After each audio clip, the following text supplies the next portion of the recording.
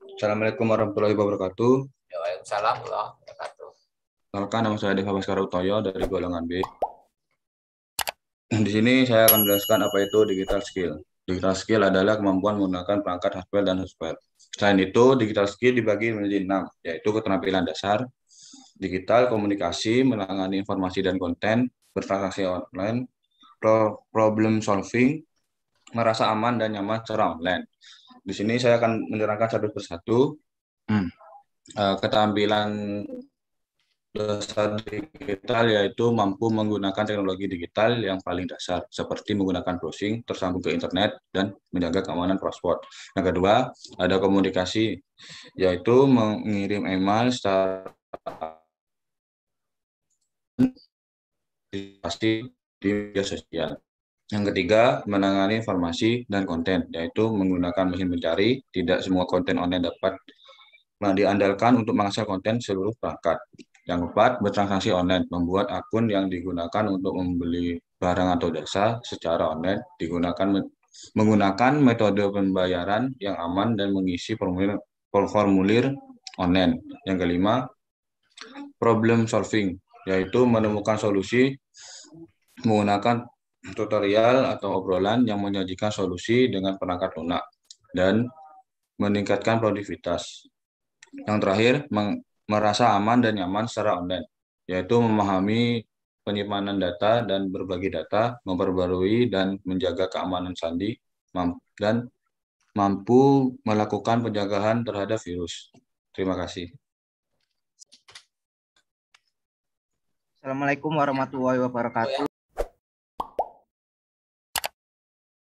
Saya akan mempresentasikan pentingnya menerapkan etika di ranah digital. Pengertian etika secara umum adalah aturan, norma, kaidah, ataupun tata cara yang biasa digunakan sebagai pedoman atau asas suatu individu dalam melakukan perbuatan dan tingkah laku. Penerapan norma ini sangat erat kaitannya dengan sifat baik dan buruknya individu di dalam bermasyarakat.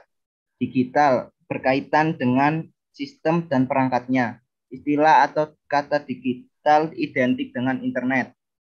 Etika digital adalah kemampuan individu dalam menyadari, mencocokkan, menyesuaikan diri, merasionalkan, mempertimbangkan, dan mengembangkan tata kelola etika digital atau netiquette dalam kehidupan sehari-hari. Ciri-ciri atau karakteristik etika. 1. Mutlak atau absolut. Berarti sebuah etika berlaku untuk siapa saja, di mana saja, dan kapan saja. 2. Tetap berlaku meskipun tanpa disaksikan oleh orang lain. Hal itu karena etika berkaitan dengan hati nurani dan prinsip hidup manusia yang baik. Yang ketiga, berhubungan dengan cara pandang batin manusia, yakni cara perspektif batin yang berhubungan dengan baik dan buruknya suatu perbuatan yang dilakukan oleh manusia atau individu. Yang keempat, berhubungan dengan perbuatan, perilaku, dan tingkah laku manusia. Etika sangat erat kaitannya dengan perilaku, perbuatan, dan tingkah laku suatu individu. Fungsi etika. Pertama, sebagai tempat untuk mendapatkan pandangan atau perspektif kritis. Kedua, memperlihatkan suatu keterampilan berpikir jernih. Ketiga, sebagai pembeda mana yang boleh diubah dan mana yang tidak dapat diubah. Keempat, menyelidiki suatu konflik atau permasalahan hingga ke akar-akarnya. Kelima, untuk membantu sebuah konsistensi. Keenam, berfungsi untuk menyelesaikan konflik. Manfaat etika. Etika sebagai sesuatu yang melekat pada diri manusia tentunya memiliki beberapa manfaat di dalam kehidupan bermasyarakat dan bersosial. Berikut ini akan dijabarkan secara singkat manfaat dari etika di kehidupan masyarakat. 1. Penghubung antar nilai. Kedua, pembeda antara yang baik dan buruk. 3. Menjadikan individu memiliki sifat kritis. 4.